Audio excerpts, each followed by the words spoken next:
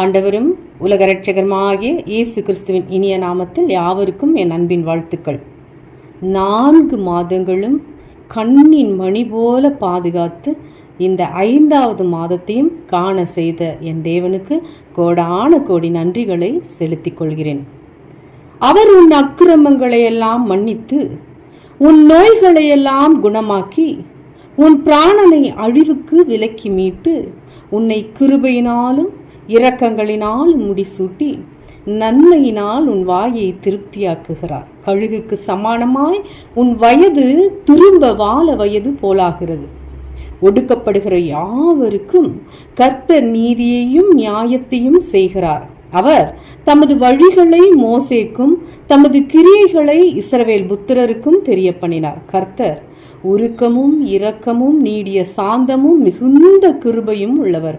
அவர் எப்பொழுதும் கடிந்து கொண்டிருக்கிறார். அவர் நம்முடைய பாவங்களுக்கு தக்கதாக நமக்கு செய்யாமலும் நம்முடைய அக்கிரமங்களுக்கு தக்கதாக நமக்கு சரிகட்டாமலும் இருக்கிறார். பூமிக்கு வானம் அவ்வளவு உயரமாய் இருக்கிறதோ அவருக்கு பயப்படுகிறவர்கள் மேல் அவருடைய கிருபையும் அவ்வளவு பெரிதாயிருக்கிறது. மேற்குக்கும் கிழக்குக்கும் எவ்வளவு தூரமோ அவ்வளவு தூரமாய் அவர் நம்முடைய பாவங்களை நம்மை விட்டு விலக்கினார்.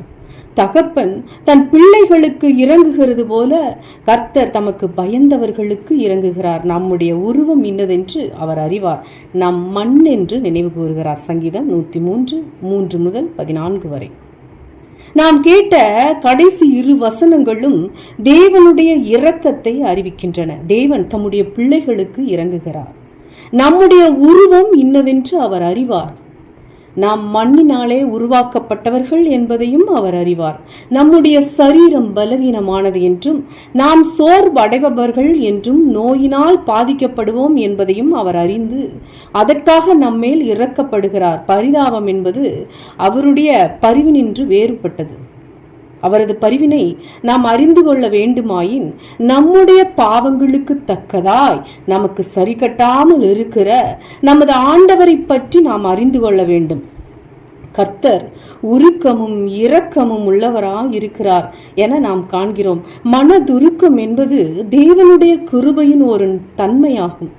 நாம் செய்த பாவத்துக்கு கிடைக்க வேண்டிய தண்டனையை நமக்கு தராமல் நமக்கு தகுதி இல்லாத நன்மைகளை அவர் அருளுவதும் அவருடைய கிருபையே.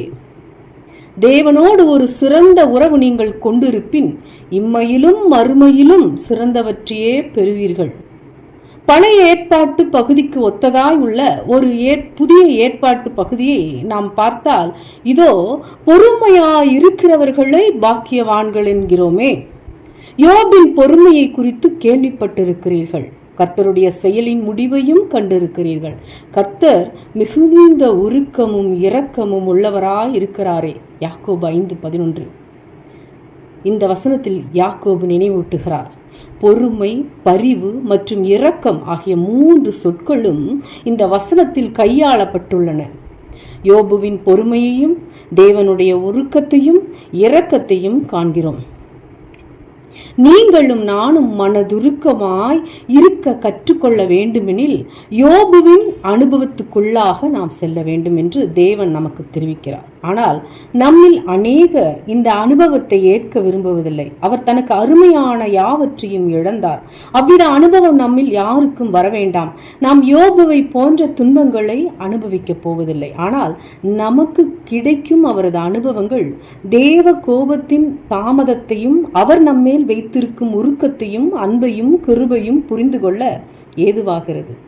நமது கர்த்தராகிய இயேசு கிறிஸ்துவின் பிதாவாகிய தேவனும் இரக்கங்களின் பிதாவும் சகலவிதமான ஆறுதலின் தேவனுமாய் இருக்கிறவருக்கு ஸ்தோத்திரம். தேவனால் எங்களுக்கு அருளப்படுகிற ஆறுதலினாலே எந்த உபத்திரவத்திலாகிலும் அகப்படுகிறவர்களுக்கு நாங்கள் ஆறுதல் செய்ய திராணி உள்ளவர்களாகும்படி எங்களுக்கு வரும் சகல உபத்திரவங்களிலேயும் அவர் எங்களுக்கு ஆறுதல் செய்கிறவர். 2 கொரிந்தியர் 1:3-4.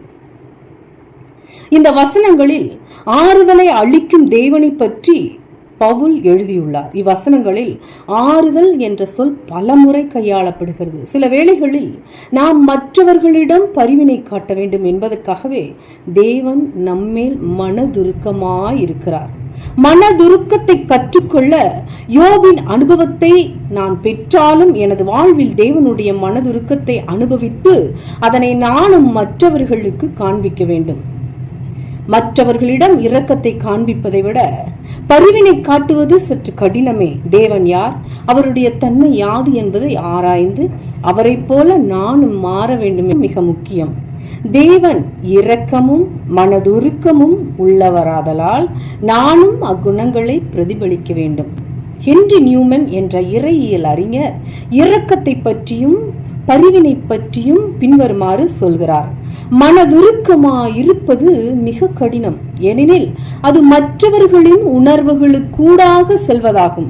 அவர்கள் பலவீனமாயிருக்கும் வேளைகளில், தாக்கப்பட்ட நேரங்களில், தனிமையாய் உணரும் சமயங்களில், மனம் உடைந்திருக்கும் காலங்களில் நாம் அவர்களுடைய நிலையை உணர்ந்து கொள்ள வேண்டும். ஆனால் வேதனை நேரங்களில் நாம் இவ்வாறு செயல்படுவதில்லை.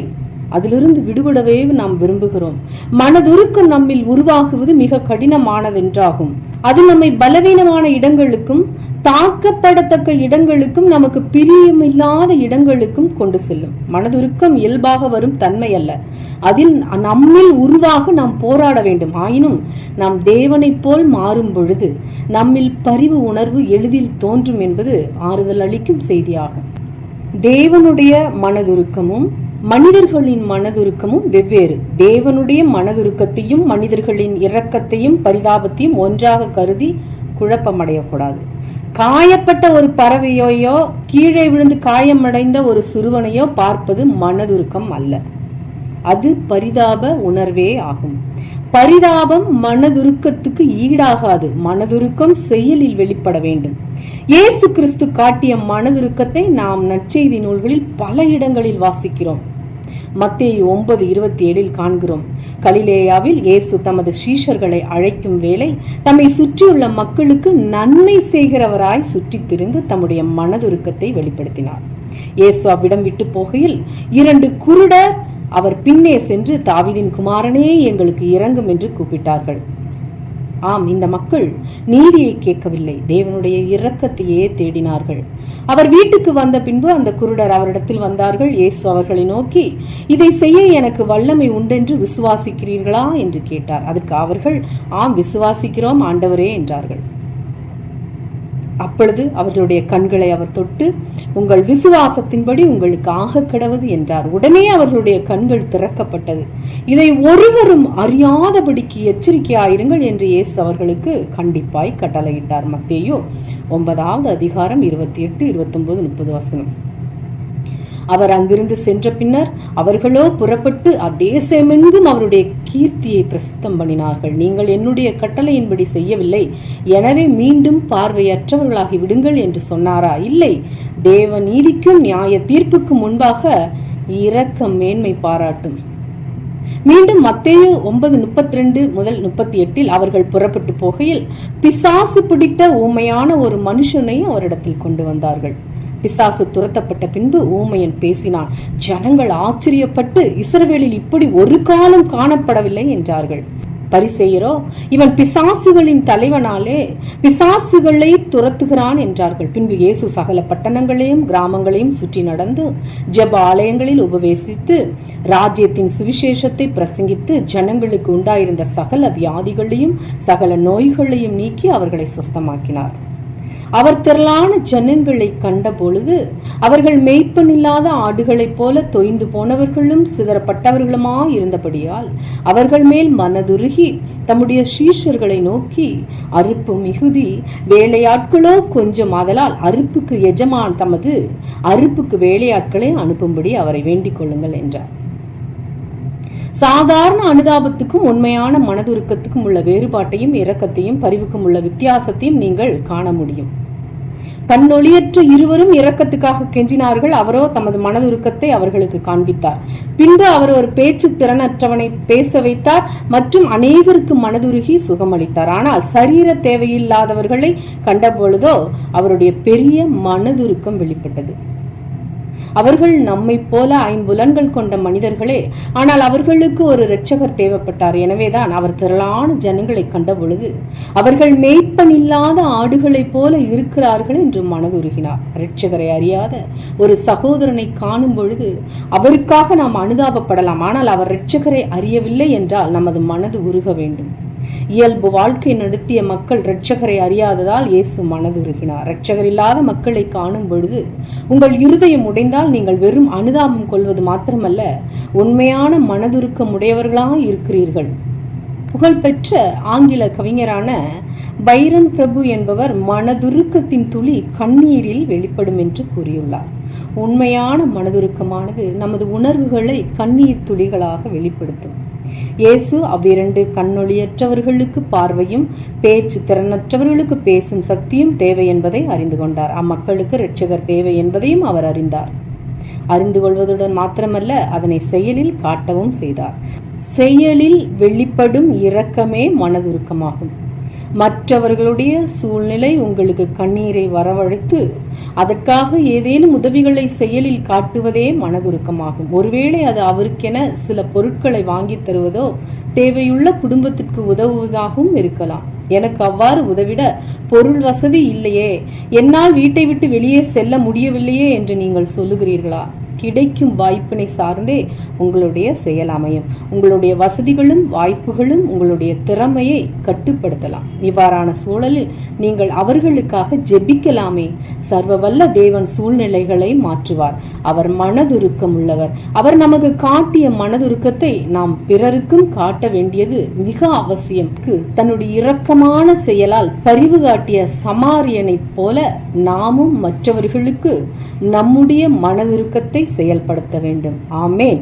தேவன் தாமே இந்த வார்த்தைகளின் மூலம் உங்கள் யாவரையும் ஆசீர்வதிப்பாராக. அல்லேலூயா. Praise God.